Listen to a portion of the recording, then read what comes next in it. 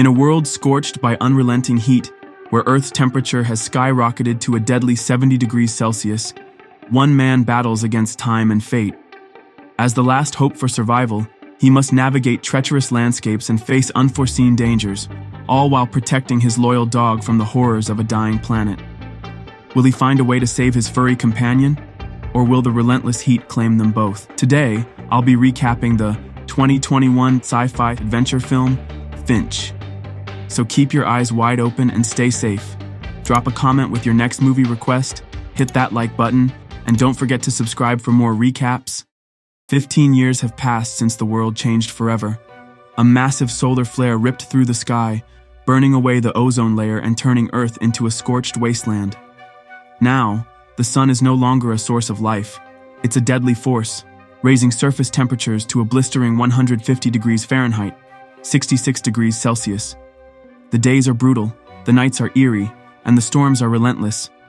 But in the middle of this ruined world, one man still survives. Finch, a brilliant yet lonely robotics engineer, calls an abandoned underground lab in St. Louis his home. His only companions? A loyal dog named Goodyear and a small helper robot, Dewey. With no other humans left to trust, these two are more than just pets or machines. They're his family. So every time he steps outside, it's a battle. Dressed in a heavy protective suit, Finch scours the wasteland for supplies. The city that once bustled with life is now a graveyard of rusted cars and crumbling buildings, swallowed by dust and silence, but he knows he can't stay hidden forever. Something is coming.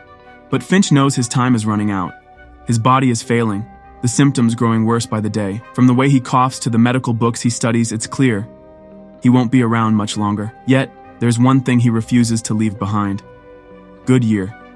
The dog has been his shadow, his reason to keep going, and Finch won't let him face this broken world alone. So he does what he does best. He builds. Using every bit of knowledge and skill he has left, he creates something new. A humanoid robot named Jeff. Unlike Dewey, Jeff isn't just a helper. He's a guardian, a companion, someone who will stay with Goodyear when Finch no longer can. Day and night, Finch feeds Jeff endless information. Encyclopedias, survival guides, and most importantly, a manual on how to care for a dog. But knowledge isn't the same as trust. From the moment Jeff stands on his own 2 feet, Goodyear watches him with wary eyes, ears low, tail stiff. To the dog, this strange metal being isn't family, it's an intruder. And Finch?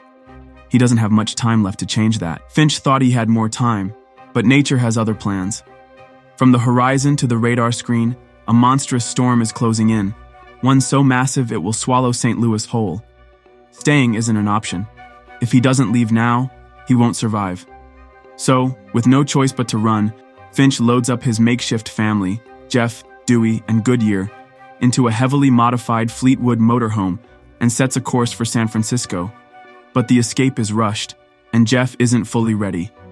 Only 72% of his encyclopedic data has been downloaded, leaving gaps in his knowledge. He's intelligent, but unfinished, like a puzzle missing crucial pieces. But Finch doesn't have time to slow down. His body is failing, the sickness gnawing at him. Yet he pushes forward, trying to teach Jeff what matters most: how to survive, how to protect Goodyear, how to be more than just a machine. From every cautious lesson to every frustrating misstep, Jeff's curiosity is relentless, sometimes amusing, sometimes exasperating. But as the journey unfolds, something changes. Jeff isn't just learning, he's thinking for himself. By the time they reach Denver, Finch is barely holding on. His body is weak, his breath shallow.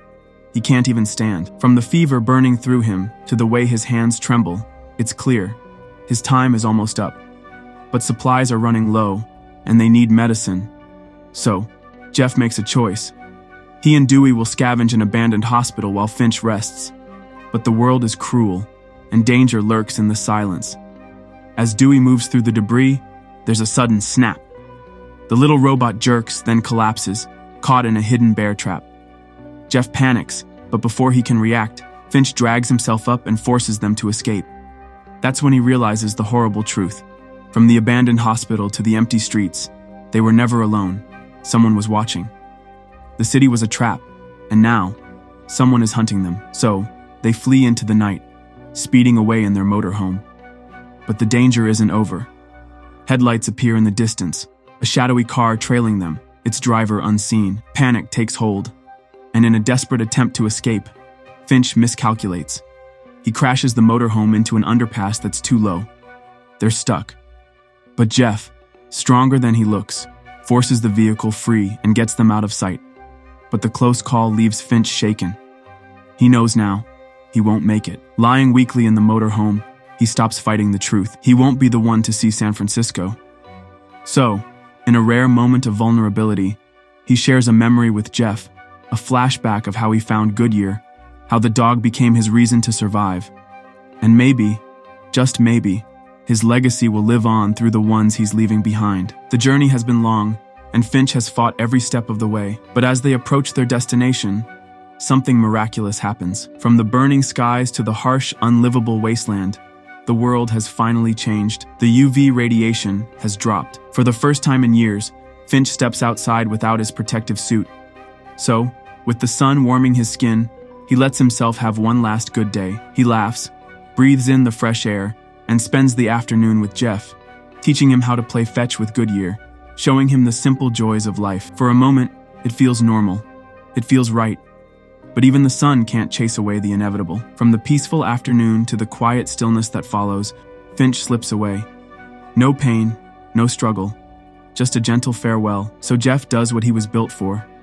He honors Finch the only way he knows how, by giving him a proper goodbye. Under the open sky, he builds a funeral pyre and watches as the flames carry Finch's memory into the wind. But the journey isn't over. With Goodyear by his side, Jeff pushes forward, making his way to San Francisco. The city is habitable but silent. No people, no movement. At first it seems like they are truly alone. But then, at the Golden Gate Bridge, Jeff spots something. Evidence that someone else is out there. From loneliness to the hope of a new beginning, Jeff and Goodyear set out once more, ready to find what Finch always dreamed of: life beyond survival. So, which awesome movie should we recap next? Drop your suggestions in the comments below and let's make it happen. Don't forget to smash that subscribe button so you never miss out on our movie recaps. We've got plenty more coming your way. Thanks for watching, and see you next time. Produced by Warner Movie Recaps 2.